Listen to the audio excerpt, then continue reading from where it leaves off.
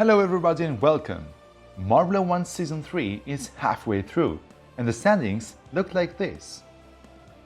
Reigning Marbula 1 champion Crazy Cat's Eyes hold the lead so far by the tiniest margins, having a very close fight with fan favorites or Rangers in the team's championship fight.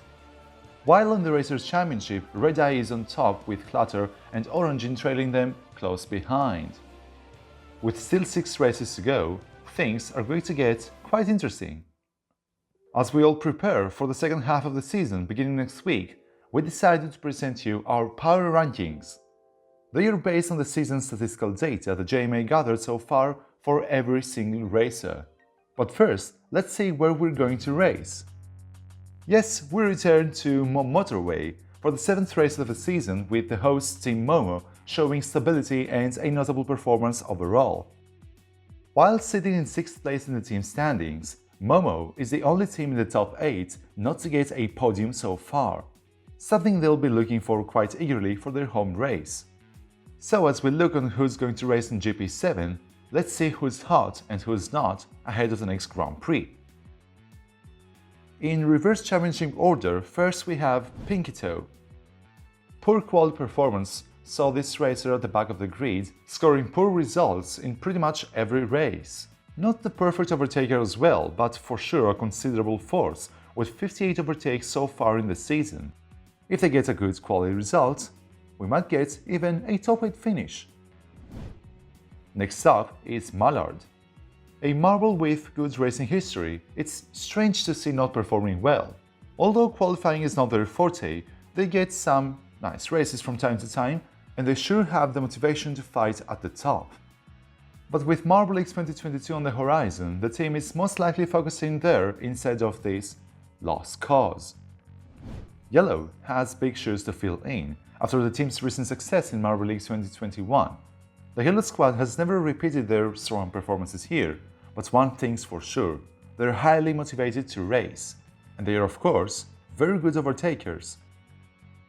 Next up, Dash from the Turtle Sliders has had a roller coaster season so far, which makes it difficult to predict where they will be. But having less experience compared to the majority of their main rivals, things are going to get pretty difficult for them. Bonbon now is a proved race winner, but apart from that, there is nothing special about them. The Chocolatiers struggle to find performance throughout the season, being a one-time hit so far. Let's see if they're going to prove us wrong. Marbula 1 newcomer Shining Swarm are pretty much in the same form with the Chocolatiers, but there is a big difference between them. Shimmer has qualified to Q2 on 2 of the 3 occasions, but never managed to reach the top 10 in the race. So either it is a lack of motivation or racecraft, they need to prove themselves in the second half of the season. No one really knows what has happened to this team. The Midnight Wisps were considered favorites before the start of the season, only to show that even if you have the speed, you need strength to stay on top. The other teams have improved on that in the past 2 seasons, overshadowing the efforts of Wispy and Waspy. I wouldn't expect too much from them in the next race. Another team to go from hero to almost zero are the Speeder Squad. Season 1 champions, Season 2 runners-up, but rapidly never impressed so far. This season has been the worst for them, so someone can argue that the only way is towards the top. The numbers don't show that, but who knows? Iceberg from the Gliding Glaciers, on the other hand, is an M1 newcomer with a lot of potential and shows gradual improvement throughout the season.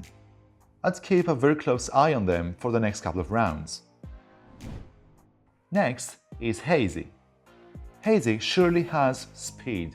They showed that in numerous occasions in Q1, which is speedbound. Although Hazy shows almost no motivation to race, even if there is speed there, maybe it's time for the Mystery Marbles to rethink a new lineup for the next season. Team Primary, a team of high contrast so far, with Arip on top and Prim literally at the bottom of the standings.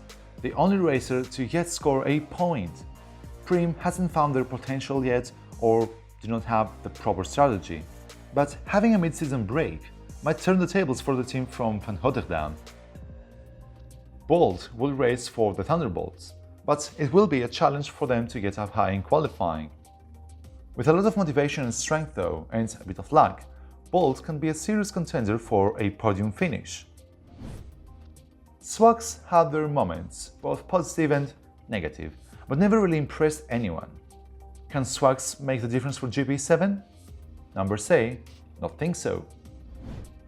Minty Flav is a marvel of results, not really of finesse, and they never made a fuss.